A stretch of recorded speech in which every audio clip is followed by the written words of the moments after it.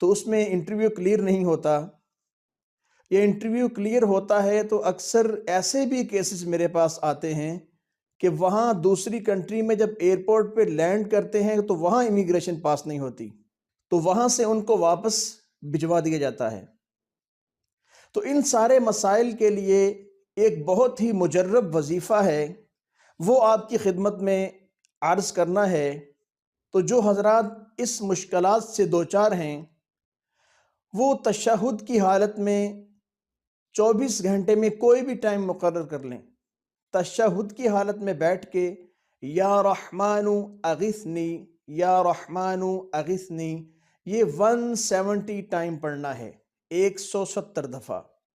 170 time پڑھیں، اور اللہ تبارک و تعالیٰ کی ذات سے دعا کریں اور ہاتھ اٹھائیں، انشاءاللہ العزیز اللہ تعالیٰ اس